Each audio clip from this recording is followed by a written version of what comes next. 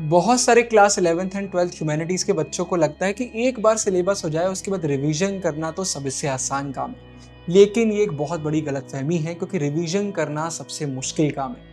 जी हाँ, आपने एकदम सही सुना। अगर आप सही तरीके से रिवीजन नहीं करते हैं, सही स्ट्रेटजी फॉलो नहीं करते हैं, तो रिवीजन तो आप कर लेंगे लेकिन बाद में आप सब कुछ भूल जाएंगे, एग्जाम में आपके मार्क्स हो जाएंगे कम। और यही एक बहुत बड़ा रीज़न है कि पिछले 2 हफ्तों से बहुत सारे बच्चे व्हाट्सएप पर, टेलीग्राम पर मुझे सिर्फ एक मैसेज कर रहे हैं कि भैया एक वीडियो बनाकर हमें बता दीजिए कि रिवीजन करने का सही तरीका क्या होता है। तो आप 11th ह्यूमैनिटीज़ में हो या फिर 12th ह्यूमैनिटीज़ में हो, बस इस वीडियो को देख लीजिए। प्रॉपर रोड मैप में शेयर करने वाला हूं कि आखिर रिवीजन करने का सबसे सही तरीका क्या होता है।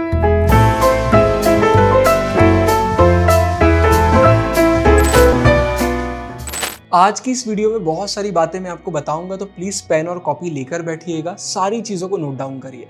सबसे पहले तो आपके अंदर ये रियलाइजेशन होना चाहिए कि हर एक चैप्टर को, हर एक सब्जेक्ट को रिवाइज करने का तरीका डिफरेंट हो सकता है, ये सेम नहीं होगा। और इसीलिए सबसे पहले माइंड में क्लैरिटी होना बहुत बहुत बहुत जरूरी है। एक चैप्टर आपने कर लिया, इसके बाद अब आपको करना है उसका रिवीजन। लेकिन आपको सबसे पहले ये देखना पड़ेगा कि उस चैप्टर में कितना रिवीजन करने की जरूरत है। इसलिए हम 2 लिस्ट बनाएंगे। एक लिस्ट में हम वो वाले चैप्टर लिखेंगे जहां पर हम शायद पहले रिवीजन कर चुके हैं, या फिर वो चैप्टर हमें इजी लगते हैं, हमें लगता है कि हम थोड़ा बहुत रिवीजन करेंगे हमारा सब कुछ हो जाएगा। लेकिन दूसरी लिस्ट में वो वाले चैप्टर लिखेंगे जहां पर बहुत रिवीजन करने की जरूरत है। मतलब आपको पता है कि ये वो चैप्टर है जो शायद मुझसे नहीं बनते, यहाँ पर बहुत अच्छे से रिवीजन करने की जरूरत है। ये 2 लिस्ट हमें मदद करेंगी ये जानने में कि हमें स्मार्ट वर्क करना है या फिर हार्ड वर्क करना है। अगर हर जगह आप स्मार्ट वर्क कर रहे हैं तो भी आप गलती कर रहे हैं, हर जगह अगर आप हार्ड वर्क कर रहे हैं तो भी आप गलती कर रहे हैं। तो सबसे पहले यहाँ पर क्लैरिटी होना चाहिए कि कितने चैप्टर ऐसे हैं जहाँ पर कम रिवीजन करना है। कम रिवीजन से मेरा मतलब है कि जल्दी जल्दी रिवाइज करेंगे, हमारा काम हो जाएगा। और कितने चैप्टर ऐसे हैं जहाँ पर ज्यादा टाइम लगेगा। तो सबसे पहले तो ये लिस्ट आपको बनाना है। 2 लिस्ट आप बना लेंगे, बहुत काम तो आपका यहीं पर आसान हो जाएगा। अब इसके बाद शुरुआत होगी हमारे रिवीजन करने की। सबसे पहले बात करते हैं वो चैप्टर की जो आपको इजी लगते हैं, मतलब ये आपसे बनते हैं चैप्टर इजी है, वहां पर क्या करना है। तो यहाँ पर मैंने पहले भी आपको बताया हुआ है, उल्टी अप्रोच अपनाएंगे। हम चैप्टर कैसे करते हैं, हम एनसीईआरटी करते हैं या मेन बुक करते हैं, फिर क्वेश्चन आंसर करते हैं, फिर नोट्स वगैरह करते हैं, हम ऐसे करते हैं। अब हम उल्टा कर देंगे, हम सबसे पहले क्वेश्चन आंसर करेंगे। और क्वेश्चन आंसर करने का ये मतलब नहीं है कि हर एक क्वेश्चन को लिख कर देख रहे हैं। हम क्वेश्चन को पढ़ेंगे, मन में आंसर सोचेंगे। और आंसर भी पूरा सोचने की जरूरत नहीं है, आंसर के पॉइंट सोचिए कि ये क्वेश्चन आता है तो ये फ्लो चार्ट, ये सब हेडिंग बनाई जा सकती है, पॉइंट्स लिखे जा सकते हैं, और जल्दी जल्दी हम आगे बढ़ेंगे। अब वो क्वेश्चन जो हमसे नहीं बनते उनको हम टिक करते जाएंगे। अब क्वेश्चन कैसे करना है, अगर आप क्लास 12th में हैं तो हमारी फंसना पक्का है सीरीज आप करेंगे और अच्छी क्वेश्चन बैंक से आप क्वेश्चन आंसर करेंगे। अगर आप 11th में हैं तो 11th में आप अच्छी क्वेश्चन बैंक यूज करेंगे। क्वेश्चन बैंक जो मुझे बेस्ट लगती है उसका लिंक आपको डिस्क्रिप्शन में मिल जाएगा। तो क्वेश्चन बैंक आपको करना है, लिंक से ही परचेज करना, बेस्ट ऑफर्स में आपको बुक्स मिल जाएंगी। क्वेश्चन बैंक करने के बाद वो क्वेश्चन हमने टिक कर लिए जो हमसे नहीं बन रहे थे। अब वो क्वेश्चन जिस भी टॉपिक से आए उस टॉपिक को करेंगे। अब वो टॉपिक भी ऐसा नहीं है कि डायरेक्टली हम मेन बुक से कर लेंगे, पहले हम नोट से करेंगे, हम हाईलाइटेड अपनी बुक से करेंगे और वहां से करने की कोशिश करेंगे। और अगर वहां से नहीं हो पाता है तो फिर मेन बुक में जाएंगे। और अगर बहुत सारे क्वेश्चन आंसर हमसे नहीं बनते हैं तो हम पूरा चैप्टर करेंगे। लेकिन लिस्ट हमने पहले ही बना ली थी कि कितने चैप्टर हमसे बनते हैं, कितने नहीं बनते हैं, तो ये वाली प्रॉब्लम क्रिएट नहीं होगी। मेरी बात समझ रहे हैं। वो चैप्टर जो आपसे बनते हैं या फिर आपको इजी लगते हैं, वहां पर ज्यादा मेहनत करने की जरूरत नहीं है, स्मार्ट वर्क करना है। हमें अंदर से लगता है डर कि हमसे कुछ भी नहीं बनता, हमसे कुछ भी नहीं बनता, और इस चक्कर में हम सब कुछ फिर से करने लग जाते हैं। ये गलती मत करिए। और वीडियो के एंड में जो टिप्स शेयर करूंगा उनसे आपको और मदद मिलेगी। अब इसके बाद आते हैं दूसरी लिस्ट में जहां पर हमने वो चैप्टर लिखे हुए हैं जहां पर रिवीजन तो करना है लेकिन बहुत डर लग रहा है, ऐसा लग रहा है कि कुछ भी नहीं बनता। तो यहाँ पर हमारी अप्रोच थोड़ी सी डिफरेंट हो जाएगी।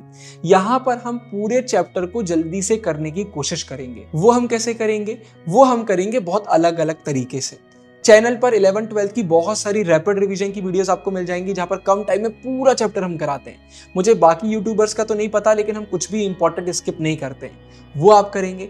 हमारे क्लास 12th के सबसे शानदार प्रीमियम नोट्स और 11th के फ्री नोट्स इन नोट्स से पूरा आप रिवीजन कर सकते हैं। प्रीमियम नोट्स आपको हमारी वेबसाइट पर मिलेंगे, ये आप कर सकते हैं। आप हमारे चैनल की वन शॉट वीडियोस देख सकते हैं, जहाँ पर कम टाइम पर हम पूरा चैप्टर कराते हैं। तो वन शॉट कर सकते हैं, रैपिड रिवीजन कर सकते हैं, आप कर सकते हैं फंसना पक्का है सीरीज से क्वेश्चन आंसर, और आप नोट्स यूज कर सकते हैं। डिपेंड करेगा कि चैप्टर आपको कितना डिफिकल्ट लग रहा है। अगर आपको बहुत डिफिकल्ट लगता है तो प्रीमियम नोट से पूरा चैप्टर आप कवर करेंगे, वन शॉट से करेंगे। अगर आपको थोड़ा थोड़ा डिफिकल्ट लगता है तो रैपिड रिवीजन से पूरा रिवीजन हो जाएगा। तो ये आपको डिसाइड करना पड़ेगा कि कौन सी अप्रोच आप अपना रहे हैं, लेकिन यहाँ पर आप थोड़ा हार्डवर्क करेंगे और इसके बाद आप वही करेंगे जो मैंने आपको बताया है स्मार्ट वर्क वाले तरीके में। आप क्वेश्चन आंसर करेंगे और अगर कोई क्वेश्चन नहीं बनता है तो वो जिस टॉपिक से है उस टॉपिक को कर लेंगे। अब इन दोनों मेथड्स में आपको एक चीज याद रखना है कि एक बार रिवीजन करने से कुछ नहीं होगा, आपको मल्टीपल टाइम्स रिवीजन करना पड़ेगा। लेकिन इसमें गैप रखना, आज रिवाइज करा है तो कुछ दिनों बाद फिर से रिवाइज करना। तुरंत सब कुछ करने लग जाओगे ना तो उस समय तो लगेगा सब बन रहा है, लेकिन बाद में सब कुछ भूल जाओगे। तो इनफ गैप रखना, लेकिन रिवीजन बहुत अच्छे से करना। इसके बाद अब कुछ चीजें यार जो छूट रही हैं, हमने मैप नहीं करे, हमने कार्टून नहीं करे, इमेज बेस्ड क्वेश्चन नहीं करे, कुछ बॉक्सेस अगर हैं तो उनको नहीं किया, बहुत सारी चीजें जो छूट जाती हैं, डेटा डेट्स इनका रिवीजन ये हमने नहीं किया। तो इन्हीं के लिए आपको अलग से दिन नहीं निकालना है, इन्हें आपको डेली बेसिस में करना है। जब टाइम मिले तब डेट्स पलटा ली, तब इंपॉर्टेंट नेम्स देख लिए, इंपॉर्टेंट टर्म्स देख लिए, कार्टून देख लिए। इन्हीं के लिए अलग से दिन मत निकालिए। जब दिन आपके पास चल रहे हैं रिवीजन के, उन्हीं दिन में आप इनको भी साइड में करते जाएंगे। थोड़ा थोड़ा टाइम भी देंगे तो ये चीजें आपकी हो जाएंगी, या ज्यादा टाइम नहीं लगता है। अब जब ये स्ट्रेटेजी आप फॉलो करेंगे ना तो इससे आपका रिवीजन होने लग जाएगा। लेकिन अभी भी सारी प्रॉब्लम्स आपकी खत्म नहीं हुई हैं। हम बार बार रिवीजन करेंगे, बार बार डेट्स मैप सारी चीजें करते रहेंगे, लेकिन इसके बाद भी हमको लगेगा डर। पहला डर तो यही लगेगा कि कब तक हम रिवाइज कर पाएंगे। तो उसके लिए वही फॉर्मूला यूज करना है जो मैं आपको हमेशा बताता हूँ, total remaining chapters divided by total remaining days. आपको 50 चैप्टर का रिवीजन 25 डेज में करना है, तो 50 डिवाइडेड बाय 25, एक दिन में आपको 2 चैप्टर का रिवीजन करना पड़ेगा। तो ये फॉर्मूला हर कुछ दिनों बाद यूज करिए, तो आपको डर नहीं लगेगा कि कितने दिन में आपका रिवीजन होने वाला है। लेकिन इसके बाद एक डर है जो आपको अभी भी लगेगा, आपको ऐसा लगेगा कि आप सब कुछ भूल रहे हैं, या फिर अगर नहीं भी भूल रहे हैं तो आंसर राइटिंग की प्रैक्टिस भी तो करना है। तो यहाँ पर आपको क्या करना है, यहाँ पर आपको लेना है खुद का टेस्ट। खुद का टेस्ट लेने से पहले हमारी वेबसाइट पर मेरा फ्री आंसर राइटिंग का कोर्स देख लेना। 11th-12th में हो, नहीं देखा है, बहुत बड़ी गलती कर रहे हो। 2000 से ज्यादा बच्चे ऑलरेडी 1 महीने में देख चुके हैं, आपकी बारी है। इसके बाद टेस्ट आप कैसे दोगे, क्वेश्चन बैंक आपके पास है, क्वेश्चन 1 में देखो, सोचो, आंसर लिखना चालू करो। आंसर लिखोगे, आंसर राइटिंग इंप्रूव होगी। टॉपर आंसर शीट उन्हें पढ़ो, और आखिरी में जब पूरा सिलेबस हो जाए तो सैंपल पेपर करो। वो सैंपल पेपर जो मुझे बेस्ट लगते हैं उनका लिंक भी डिस्क्रिप्शन में मैं आपके लिए डाल दूंगा, 11th-12th दोनों का। सैंपल पेपर करने की वीडियो चैनल पर ऑलरेडी बना दी है, how to solve a sample paper by the twin bros search कर लेना, या डिस्क्रिप्शन में लिंक डाल दूंगा, वो वीडियो आप देखना।